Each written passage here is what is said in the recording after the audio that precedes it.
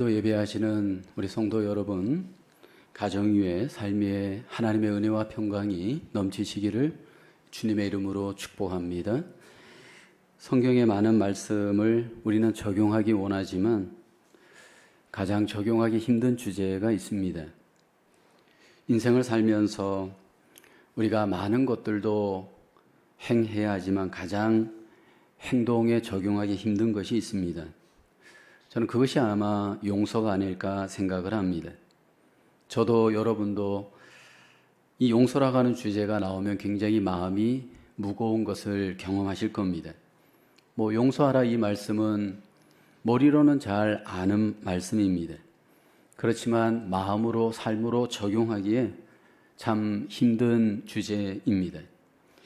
오늘 성경 본문에는 베드로가 주님께 이렇게 질문을 하죠. 주여, 형제가 내게 죄를 범하면 몇 번을 용서해 주어야 합니까? 7번 합니까? 그렇게 질문을 합니다. 베드로는 7번 용서하리까 그렇게 주님께 말을 합니다. 7번의 용서도 대단한 수준입니다. 그 당시에 유대의 서기관들, 랍비들은 용서에 대해서 이렇게 가르쳤습니다. 한 번 용서하라, 그리고 두 번째도 용서하라. 그러나 세 번째 범죄는 용서받을 수 없다. 그렇게 용서를 가르쳤습니다.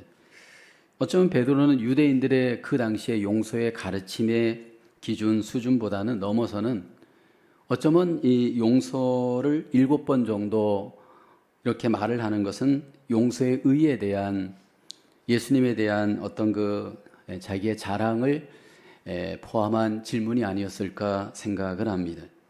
근데 놀랍게도 주님께서는 이 베드로의 7번 용서에 대한 말씀을 듣고 난 뒤에 다른 차원의 용서를 말씀을 합니다. 22절에 보면 예수께서 이르시되 내게 이르노니 7번뿐 아니라 7번을 70번까지라도 할지니라 말씀을 합니다. 주님께서 여기 말씀하신 것은 용서를 7번을 70번, 490번을 용서하라 의미는 아닙니다. 용서에 대해서 주님께서는 숫자적으로 이렇게 말을 하시는 것은 무한한 용서를 우리에게 말씀하기 위함입니다. 용서의 실천은 숫자를 초월합니다. 용서는 횟수에 의해서 제한할 수 없습니다. 하나님께서 이미 우리를 숫자를 초월한 용서를 베풀어 주었습니다. 하나님께서는 이미 우리를 무한하게 용서해 주셨기 때문입니다. 그러면서 주님께서는 우리가 어떻게 용서해야 하는지 오늘 예화를 통해서 말씀을 하십니다. 1만 달란트 빚진 자의 종 이야기를 하시죠. 한 달란트의 그 당시의 가치는 한 노동자가 6천일 정도를 벌어야 얻을 수 있는 액수입니다. 그러니까 1만 달란트는 종으로서는 도저히 갚을 수 없는 액수입니다. 종은 주인에게 엄청난 빚을 졌습니다. 자기 능력으로는 도저히 이 빚을 갚을 능력이 없습니다. 빚을 갚을 수 없는 이 종, 얼마나 그 마음속에 낭망이 되고 낙심이 되겠습니까? 그런데 오늘 여기 보면 주인이 이 종의 빚을 무조건 다 탕감해 줍니다. 27절에 보면 그 종의 주인이 불쌍히 여겨 놓아보내며 그 빚을 탕감하여 주었습니다. 모든 빚을 그냥 무조건적으로 탕감을 해 주었습니다. 어떤 조건도 없이 여기 무조건적으로 빚을 탕감을 해 준 겁니다. 사실 이 예화가, 이 종의 이야기가 여기까지만 되었다면 굉장히 은혜로운 이야기일 수 있습니다. 근데 문제는 그 다음이었습니다. 1만 달란트 이 빚을 탕감받은 종의 이야기는 이제부터 시작이 되어집니다. 28절에 보면 그 종이 나갑니다. 1만 달란트의 빚을 탕감받은 종이 나가서 자기에게 100데나리온 빚진 동료 한 사람을 만납니다. 붙들어서 목을 잡고 빚을 갚으라 합니다. 여기 100데나리온이 소개됩니다. 자기에게 100데나리온 빚진 자를, 이 큰 돈을 탕감받은 종이 여기 보면 그것을 갚으라고 얘기합니다. 자기가 탕감받은 액수에 비교할 때 60만 분의 1 수치는 이렇게 나옵니다. 비교가 안 될 정도로 작은 액수의 빚이었습니다. 근데 그 빚을 갚을 수 없음을 알고 난 뒤에 이 종을 감옥에 가두어 버립니다. 이 사실을 주인이 알고 탕감해 준 그 종을 잡아다가 옥에 가두었다, 이렇게 이해하는 마치입니다. 이 예화 속에 소개되어지는 1만 달란트 빚진 그 빚을 탕감받은 종, 이 종은 누구일까요? 예수님께서 이 탕감받은 종은 누구를 가리켜서 주님께서 말씀을 하신 걸까요? 바로 우리 그리스도인들을 염두에 둔 겁니다. 하나님으로부터 엄청나게 모든 빚을 탕감받은 우리 그리스도인들의 모습을 종에다 비유해서 말씀을 합니다. 그러면서 여기 종이 자기에게 빚진 자를 용서하지 않은 것을 주님께서는 지금 말씀을 하고 있습니다. 그러면서 용서라고 하는 문제가 반드시 우리에게 실천해야 될 주인 되신 주님의 뜻, 명령인 것을 우리에게 말씀을 합니다. 해도 되고 안 해도 되고의 문제가 아니고 주님께서 우리에게 무조건적인 은혜로 모든 빚을 탕감해 준 것처럼 이제 우리에게 필요한 것은 그 모든 받은 것을 이제 용서를 통해서 실천해야 함을 우리에게 말씀을 합니다. 용서의 이 문제를 과연 우리 속에 어떻게 우리는 실천하며 적용할 수 있을까요? 첫째는 용서는 내가 받은 은혜를 기억하며 남을 용서해야 합니다. 27절 오늘 예하의 말씀 중에 그 종의 주인이 불쌍히 여겨 놓아보내며 그 빚을 탕감하여 주었더니 라고 합니다. 주인이 종의 1만 달란트의 빚을 여기 보면 탕감하여 주었습니다. 이 탕감을 해준 것은 전적인 은혜였습니다. 무조건적인 은혜로 이렇게 탕감을 해준 겁니다. 갚을 수 없는 이 빚을 무조건적인 은혜로 다 탕감을 해 주었습니다.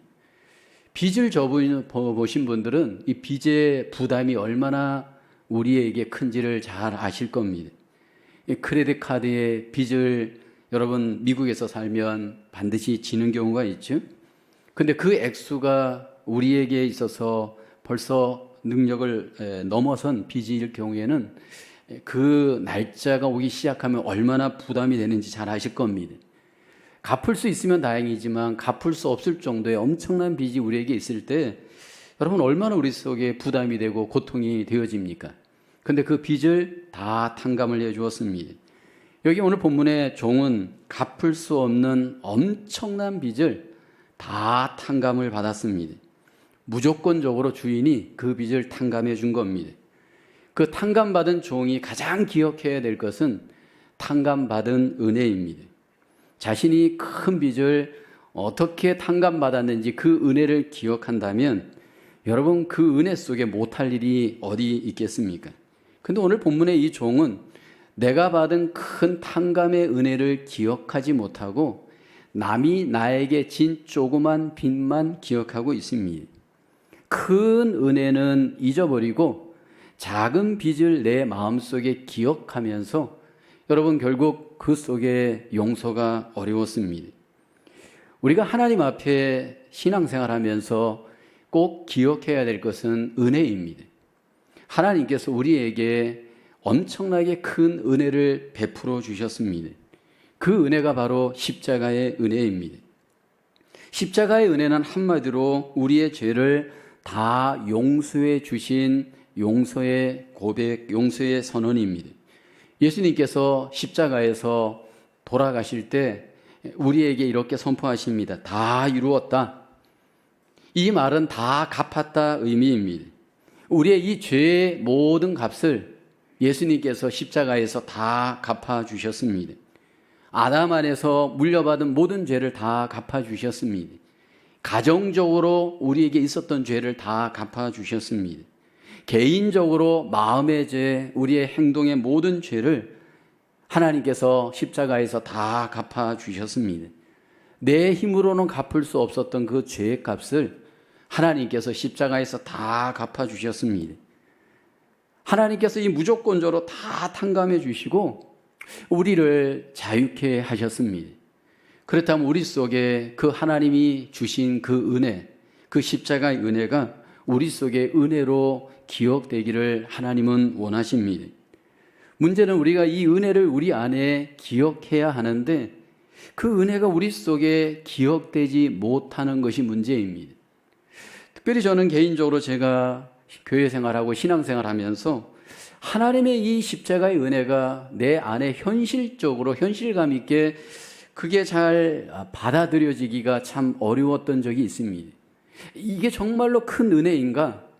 이게 정말로 나에게 있어서 놀라우신 은혜인가? 이것이 잘 내 안에 현실적으로 감동이 잘 안 되었던 적이 있습니다. 그 이유를 내가 살펴보았습니다. 왜 이 십자가의 은혜가 하나님께서는 엄청나게 큰 은혜다 말하는데 나에게는 큰 은혜가 안 되는가 였습니다. 그 이유 중에 하나가 죄에 대해서 제가 잘 알지 못하고 있었습니다. 죄가 무엇인지에 대해서 내가 잘 이해하지 못하였는데 내가 생각하는 죄는 나의 기준에서 죄를 이해하고 있었습니다. 그래도 나는 양심적으로 살았고 그래도 나는 정의롭게 살았다라고 생각하였습니다. 근데 하나님께서 원하시는 죄의 기준은 내 양심의 기준이 아니고 내 어떤 인간적인 도덕의 기준이 아니었습니다. 하나님의 기준에서는 하나님을 알지 못하는 것이 죄였습니다. 믿지 못하는 것이 죄였습니다. 하나님의 뜻에 어긋나는 모든 삶이 다 죄였습니다. 그러니까 죄의 기준을 나에게서 주고 하나님의 은혜를 받아들이려고 할 때는 이것이 납득이 안 되었는데 하나님의 기준에서 죄가 무엇인지를 말하는 것을 내가 바라보면서 내가 정말 엄청나게 큰 죄인이었구나. 내가 죄를 범하였구나. 그것을 인식하기 시작하였습니다. 그러면서 하나님께서 나를 향하여서 베풀어 주신 그 죄 용서함의 은혜가 이게 이렇게 큰 것이었구나라는 것이 이해되기 시작하였습니다. 놀라운 것은 하나님은 내가 내 죄값을 해결하기를 원치 않습니다. 하나님께서 내 죄를 대신하여서 십자가에서 대속하여서 예수님이 다 해결해 주십니다. 왜 그렇게 했는가 보았더니 하나님의 전적인 은혜였습니다. 하나님의 은혜로 내 죄를 대신하여 예수님께 담당시키시고 내 죄를 대신하여 예수님께서 십자가에 고난받게 하시고 죽게 하셨습니다. 그리고 나로 하여금 하나님께서 원하시는 것은 그 은혜를 그냥 받으라는 거였습니다. 내가 그냥 그 하나님의 은혜를 내 안에 믿음으로 잘 받을 때 하나님의 놀라운 용서의 은혜, 하나님의 놀라우신 구원의 은혜가 나에게 임해졌습니다. 이것을 깨닫는 순간 이것이 정말 엄청난 하나님의 은혜였구나. 그래서 그 은혜를 깨달았던 적이 있습니다. 또 하나 우리에게 있어서 은혜를 깨닫지 못하게 하는 적이 있습니다. 첫째는 죄를 우리가 잘못된 기준에서 알 때 은혜를 깨닫지 못하지만 또 하나는 인간의 의를 앞세울 때 우리는 하나님의 은혜를 기억하지 못하고 제한할 수 있습니다. 내 의가 앞서게 될 때 이 하나님의 의가 나에게 잘 현실적으로 은혜가 안 됩니다. 내 의가 앞서는 사람은 내 안에 이런 마음이 있습니다. 이만하면 나는 잘하고 있다는 겁니다. 이 정도면 나는 그래도 하나님 앞에 사람 앞에 그래도 괜찮은 사람이다라고 생각하는 자기 의의 문제입니다. 이 의가 앞서게 되어지면 하나님의 은혜를 무시하게 되어집니다. 성경에 보면 예수님께서 가장 책망하는 사람이 유대인들, 특별히 바리새인들이었습니다. 이 바리새인들이 예수님의 은혜, 하나님의 은혜를 잘 못 받았습니다. 그 이유 중에 하나가 자기를 의롭다고 믿었기 때문입니다. 그들의 행위로 보면 굉장히 그들은 의로웠습니다. 누가복음 18장 11절 12절에 보면 바리새인은 서서 따로 기도하며 이르되 하나님이여 나는 다른 사람들 곧 토색, 불의, 간음을 하는 자들과 같지 아니하고 이 세리와도 같지 아니함을 감사하나이다. 항상 그들은 구별된 사람으로서 더 높은 도덕적, 윤리적, 종교적 행동을 하고 있는 높은 차원의 자신들의 삶인 것을 항상 그들은 의롭게 생각했습니다. 그러니까 나는 교회 안에서 A급 신자입니다. 나는 A급 믿음을 갖고 있는 사람입니다. 그러다 보니까 내 의의가 앞서다 보니까 내 의의를 기준으로 하여서 내가 모든 것들을 판단하고 정지하기 시작을 합니다. 내가 의롭고 올바른 사람은 결국 여러분 남을 용서하기가 참 어렵습니다. 하나님의 은혜로 말미암아 우리가 하나님 앞에 죄인 된 것을 알고 내가 불의한 것을 알게 되어지면 불의하고 또 문제가 있는 사람들에 대해서 우리는 정죄하기보다 용서하는 삶을 살 수가 있습니다. 그러나 내가 항상 옳다고 여기고 의롭다고 여기게 되어지면 자꾸 우리는 정죄하고 공격하고 판단하게 되어집니다. 내 기준에서는 의롭다고 여길지 모르지만 하나님께서는 이렇게 의롭다고 여기는 바리새인들을 향해서 주님께서는 책망하시잖아요. 하루는 간음 중에 어떤 여자가 붙잡혀 주님 앞에 왔습니다. 선생님, 이 여자가 간음하다가 현장에서 잡혔습니다. 그들은 정죄하였고 그들은 공격하였습니다. 율법의 기준으로는 이 여인은 돌에 맞아 죽임을 당하여도 마땅한 여인입니다. 그때 주님께서 너희 중에 죄 없는 자가 먼저 돌로 치라 말합니다. 이 말은 다시 말하면 너희는 다 죄인이다라는 겁니다. 너희 중에 죄인이 아닌 사람은 한 명도 없다는 겁니다. 그러므로 먼저 용서하고 먼저 이 부분에 대해서 너희 자신을 돌아보기를 주님께서 말씀을 하셨습니다. 감리교를 창설한 그 요한 웨슬레 목사님이 계십니다.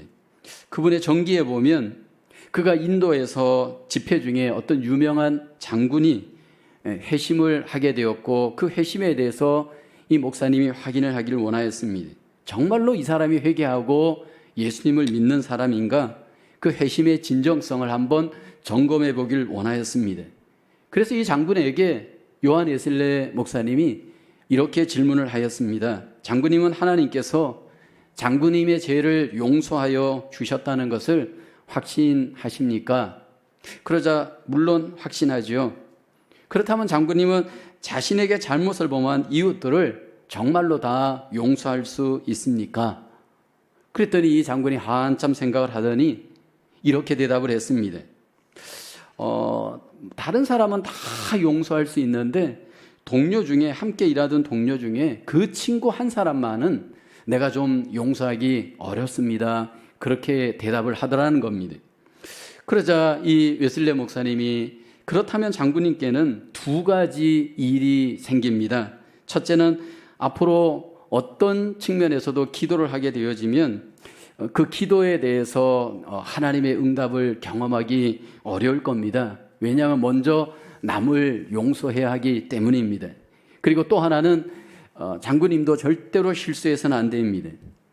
왜냐하면 그래야만 다른 사람에게 용서를 구할 일이 없을 수 있기 때문입니다. 그렇게 말을 했다라고 합니다. 여러분, 우리의 삶을 돌아보면 흠이 없고 결점이 없는 사람은 한 명도 없습니다. 하나님께서 은혜로 우리의 흠을 덮어주시고 결점을 덮어주셨습니다. 우리의 모든 죄를 값없이 용서하여 주었습니다. 내가 하나님께 받은 그 은혜를 잘 한번 우리가 생각해 본다면 결국 우리는 이웃들에 대해서도 그 은혜로 덮을 수 있고 용서할 수 있는 그 힘이 되어질 줄로 믿습니다. 하나님의 은혜로 내가 용서받았다면 그 크신 은혜를 기억한다면 이제 여러분 우리의 이웃들에게 우리가 그 은혜로 덮어주고 용서할 수 있는 그 은혜의 삶이 우리에게 적용될 수 있기를 주님의 이름으로 기원하겠습니다. 두 번째로 용서는 내가 받은 긍휼을 기억하며 남을 용서해야 합니다. 33절에 보면 내가 너를 불쌍히 여긴과 같이 너도 내 동료를 불쌍히 여김이 마땅하지 아니하냐? 누가 용서할 수 있는가? 긍휼이 있는 사람입니다. 불쌍히 여기는 마음을 품고 우리는 용서해야 됩니다. 오늘 본문에 용서하지 못한 이 종은 주인에게 자기는 불쌍히 여김을 받았습니다. 그러나 자기에게 빚진 자를 불쌍히 여기지 못하였습니다. 자기가 탕감받은 그 그 불쌍히 여김을 받았던 그 은혜, 그 긍휼을 잊어버리고 결국 어려운 이웃을 불쌍히 여기지를 못하였습니다. 29절에 보면 그 동료가 엎드려 이렇게 긍휼을 호소합니다. 간과에 이르되 나에게 참아주소서 갚으리이다. 그렇게 부탁을 합니다. 그러나 긍휼히 여기지를 못합니다. 여러분, 불쌍히 여기는 마음이 나에게, 우리에게 있습니까? 이 불쌍히 여기는 마음은 긍휼히 여기는 마음입니다. 어려운 이웃들에 대해서, 약한 이웃들에 대해서, 연약한 자에 대해서 내가 동정하는 그 불쌍한 마음을 갖게 되어지면 우린 여러분 용서할 수 있는 그 힘이 그 안에서 일어납니다. 특별히 우리가 불쌍히 여겨야 될 이유는 내가 지금도 하나님으로부터 긍휼히 여김을 받고 있습니다. 하나님께서 우리의 약함과 부족함을 긍휼히 여기면서 우리를 도우시잖아요. 히브리서 4장 15절 16절에 보면 우리에게 있는 대제사장 예수님입니다. 우리의 연약함을 동정하지 못하실 리가 아니요 모든 일에 우리와 똑같이 시험을 받으신 이로되 죄는 없으시니라. 16절에 보면 그러므로 우리는 긍휼하심을 받고 때를 따라 돕는 은혜를 얻기 위하여 은혜의 보좌 앞에 담대히 나갈 것이니라. 우리에게 연약함이 있지만 주님께서 우리의 연약함을 돕습니다. 이 연약함을 정죄하지 않고 우리의 연약함을 주님께서 하늘에서 지금도 우리를 도와주십니다. 과거에도 긍휼히 여겨주셨지만 지금도 우리를 긍휼히 여겨주십니다. 특별히 우리의 이 연약함, 약점들, 부족한 점들을 주님께서 만약 우리를 긍휼히 여겨주시지 않는다면 우리가 이렇게 앉아서 하나님 앞에 예배할 수 없을 겁니다. 매일같이 우리가 묵상을 하고 기도를 하면서 우리의 연약함을 극복하기 위해서 우리는 애쓰고 노력합니다. 그렇다고 해서 여러분 우리의 이 약점들이, 이 결점들이 쉽게 고쳐지지 않습니다. 특별히 여러분 우리 속에 있는 기질적인 약점들, 습관적인 약점들이 점처럼 우리 속에 잘 고쳐지지 않을 겁니다. 그리고 그것들이 우리의 이웃들에게 또 관계하는 사람들에게 얼마나 상처를 줍니까? 무의식적으로 상처를 주잖아요. 그래서 우리의 가장 상처가 많이 있는 곳은 바로 우리의 가정입니다. 가정 속에서 관계하면서 이 연약함으로 인해서 얼마나 우리는 상처를 주고받습니까? 그럼에도 불구하고 주님께서는 우리의 이 연약함을 긍휼히 여겨주시고 용서하여 주셨습니다. 저와 여러분들 속에 이 받은 긍휼이 이제는 긍휼히 여기면서 용서의 적용으로 주님은 나가기를 원합니다. 성경의 요셉을 보면 긍휼히 여김으로 용서하였던 우리에게 좋은 본을 보여줍니다. 17살의 나이에 요셉이 형들에 의해서 결국 외국 상인들에게 종으로 팔리게 되어집니다. 그리고 많은 고생을 합니다. 30살이 되어서 애굽의 총리가 되었어요. 이 총리가 된 요셉 앞에 형들이 식량을 구하기 위해 왔다가 요셉을 만나게 되어집니다. 그리고 그 형들을 요셉이 보면서 형들을 불쌍히 여기면서 용서하게 되어집니다. 창세기 45장에 가보면 요셉이 큰 소리로 울면서 형들을 용서하기 시작합니다. 큰 소리로 우니라고 합니다. 14절, 15절에 보면 요셉이 형들을 이제 용서하면서 특별히 이제 동생과 만나면서 목을 안고 여기 이제 입을 맞추고 형들과 입을 맞추고 그러면서 그 긍휼을 베풀면서 용서하는 내용이 소개되어집니다.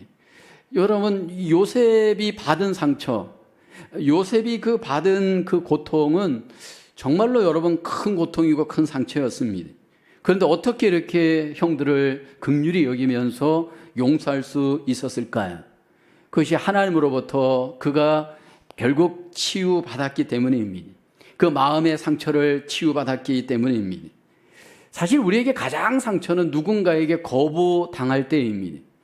가장 믿었던 사람들에게서 배신을 당하고 거부를 당하게 되어지면 그것이 얼마나 우리에게 아픔이 되고 상처가 되는지 모릅니다.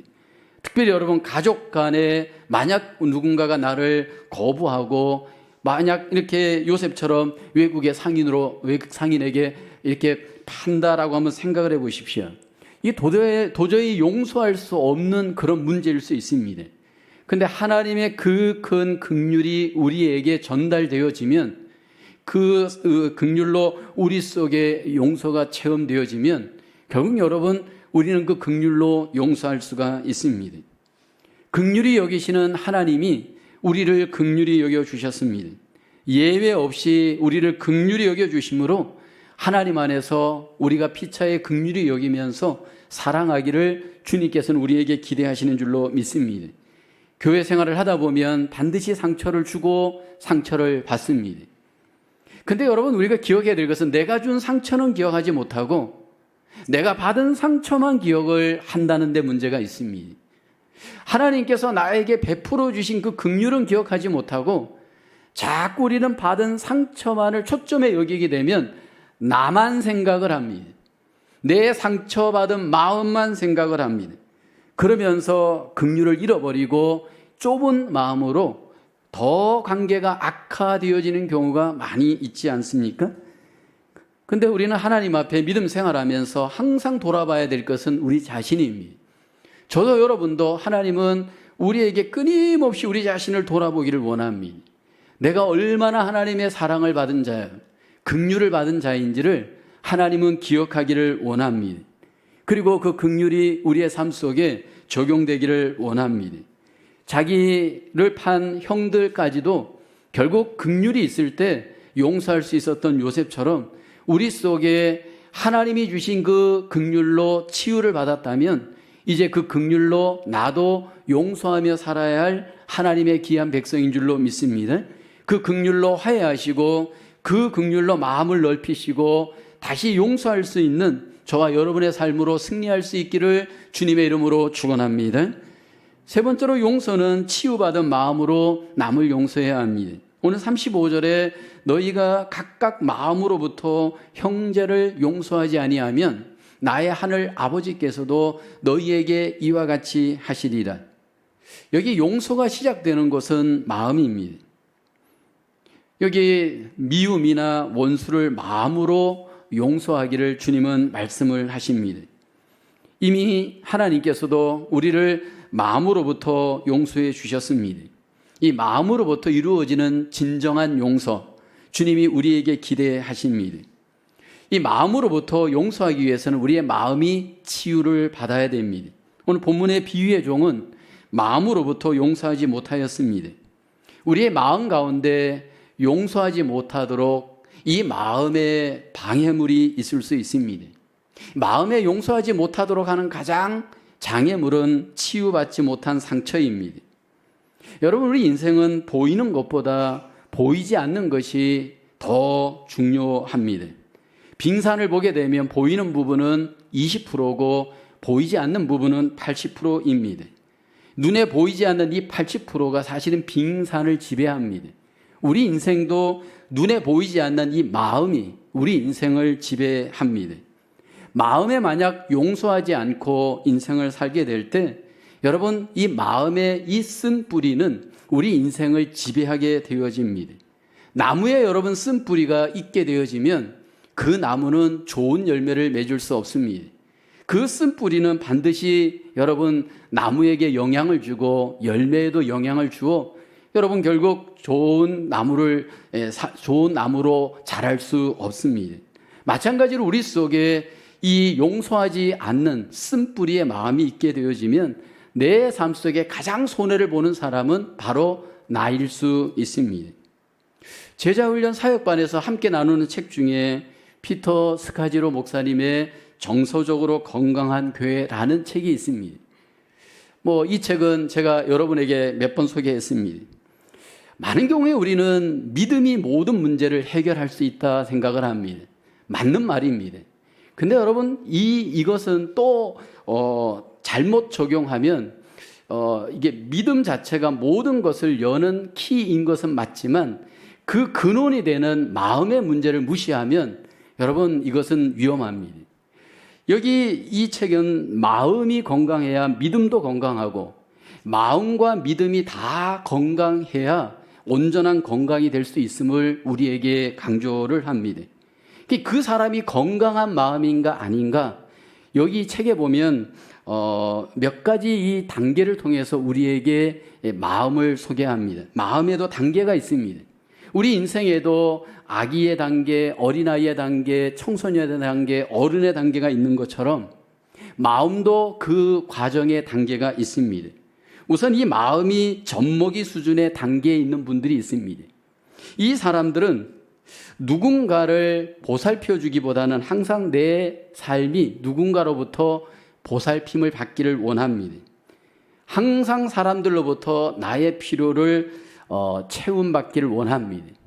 주기보다는 항상 받으려고 하고 누군가로부터 이렇게 필요를 항상 채우는 수단으로 사람들과 관계하는 분들이 젖먹이 단계의 마음의 사람입니다. 두 번째는 아이의 단계의 마음의 분들이 있습니다.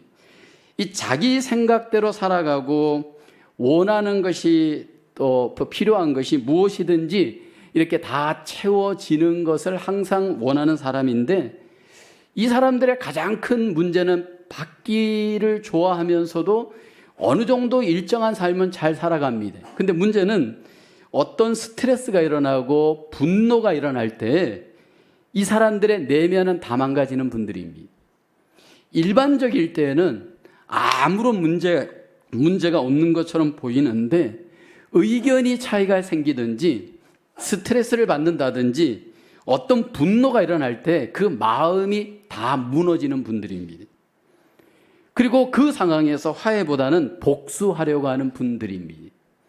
이 어린아이의 마음의 단계에 있는 분들입니다. 세 번째 단계, 청소년 단계에 있는 마음의 분들입니다. 이 사람들은 남에게 잘 베풀기도 합니다. 주기도 합니다. 그리고 어느 정도 행동도 청소년 단계에 있는 분들은 잘 합니다. 근데 문제는 내가 했던 행동들을 머릿속에 다 기억하고 거기에 걸맞는 대가를 항상 요구하는 분들입니다. 자기 과오를 인정하지만 상대방의 잘못을 용서하지 못하고 상대방을 더 잘못했음을 자꾸 증명해내려고 합니다. 상대방이 얼마나 나보다 더 못한 사람인지를 자꾸 이렇게 저렇게 밝혀내어서 그래서 이기려고 하는 분들입니다. 네 번째 단계는 어른의 단계에 있는 분들입니다. 어른의 단계에 있는 분들의 마음은 남을 자꾸 변화시키려고 하기보다는 남들을 있는 그대로 순수하게 존경하고 사랑하면서 관계하는 분들입니다. 그 사람과의 관계에 있어서 완벽하게 그 사람으로부터 내가 어떤 도움을 이렇게 받거나 그 사람이 나를 채워줄 것이라고 기대하지 않습니다. 그냥 그 모습 그대로 사랑하고 관계하면서 항상 그 마음속에는 감사가 있습니다. 스트레스를 받아도 피해의식에 젖거나 또 남에게 어떤 비난의 화살을 돌리지 않는 분들이 바로 어른의 단계의 마음에 있는 분들입니다. 여러분, 우리가 믿음 생활을 하는 데 있어서 이 마음이 너무너무 중요합니다. 그래서 우리는 보통 그런 말을 하잖아요. 먼저 사람이 되십시오 라고 말을 합니다. 그 속에 믿음이 들어가기 때문입니다. 그래서 관계를 하는 것을 보면 우리는 그 사람의 내면, 그 사람의 어떤 정서적인 건강함들을 어느 정도 알 수가 있습니다. 여러분, 특별히 우리가 하나님 안에서 믿음 생활하면서 항상 관계에 있어서 남을 용서하고 남에게 하나님이 받은 사랑과 긍휼과 은혜를 베푸는 것은 이것이 하나님이 가장 우리에게 원하는 어른의 모습입니다. 그래서 저는 개인적으로 교회 생활, 신앙 생활 하면서 정말 리스펙이 되는 분들은 저런 상태에서 과연 저분이 용서할 수 있을까? 사랑할 수 있을까? 라고 생각하는데 그 수준을 넘어서는 분들이 계십니다. 그러면 정말로 그분들은 믿음 생활 하시는 분들입니다. 근데 여러분, 어떻게 이것이 우리 속에 가능할까라는 겁니다. 이것이 과연 우리 속에 이렇게 가능할 수 있는 힘이 어디에서 일어날 수 있을까요?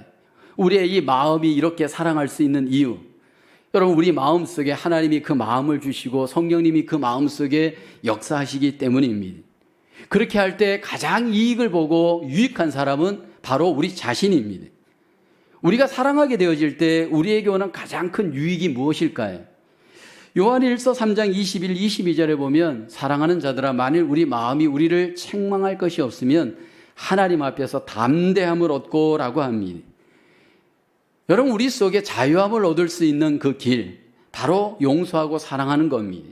21절에 보면 사랑하는 자들아 만일 우리 마음이 우리를 책망할 것이 없으면 하나님 앞에 담대함을 얻고, 22절에 보면 무엇이든지 구하는 바를 그에게서 받습니다. 하나님께서 응답해 주십니다. 우리가 그 계명을 지키고 그 앞에서 기뻐하시는 것을 행함이라. 용서하지 않게 되면 가장 어려운 것이 우리 마음입니다. 우리 마음 속에 굉장히 여러분 힘이 드는 것을 경험하잖아요. 우리 안에 계신 성령님이 소멸되어져요. 그로 인해서 우리 속에 담대함을 잃어버려요. 그로 인해서 우리는 기도 생활을 할 수 없습니다. 하나님과의 관계가 인간과의 관계에 의해서 만약 여러분 미움이 있거나 용서하지 않으면 결국 우리는 하나님과의 관계도 온전히 행할 수가 없습니다. 많은 경우에 우리 속에는 마음 속에 과연 이게 가능할까? 정말 용서하는 일, 사랑하는 일이 이것이 우리 속에 정말로 가능할까?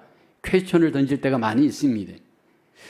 성경에 보면 이것은 분명히 가능하다 우리에게 말씀을 하고, 그것이 하나님께서 우리 안에 성령님을 통해서 그 마음의 은혜와 능력을 주심으로 분명히 행할 수 있는 것을 우리에게 말씀을 합니다. 한국 기독교 역사에 있어서 용서와 사랑을 몸으로 잘 실천하신 한 분이 계십니다. 손양원 목사님이십니다.